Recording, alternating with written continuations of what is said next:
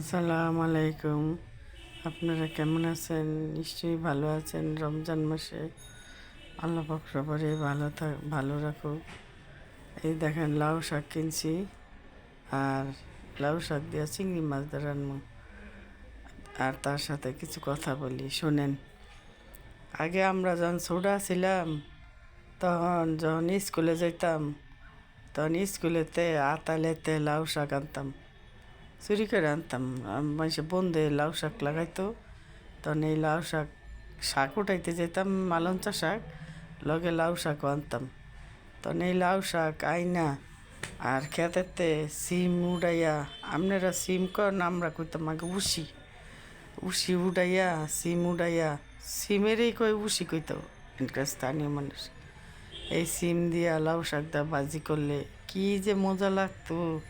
শুধু রসুন দিয়া বাগার দিলে পেট বইরা খাওয়ান গেছে। আর লাউ আর ওখানে কি রান্ধি কোনো কোনো স্বাদ লাগে না, মুহ মজা লাগে না।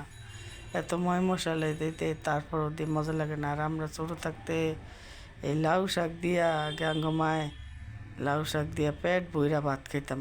লাউ শাক হাঁকরান্ত যে গেরান কইতো, রসুন দিয়া বাগার দিত, গেরান কইতো। এই দিন কই গেল?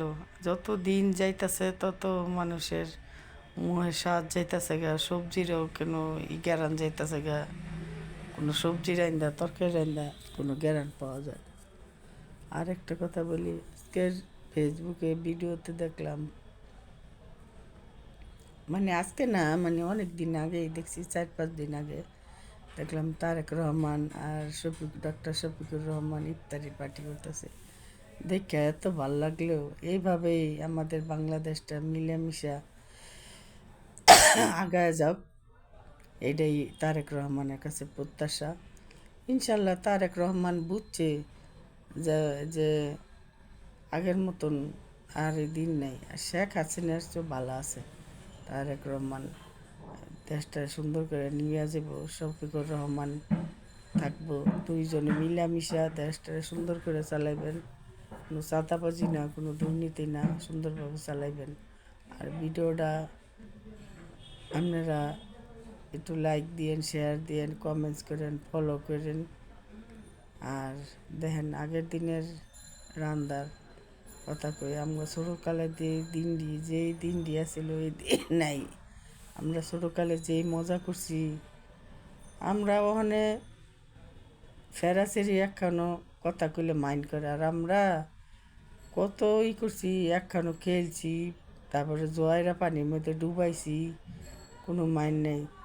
সেরে সেরে আগেই সব আসিল না, দর্শন মর্শন অহনে সে না, দর্শন মর্শন এইসব বাড়িছে।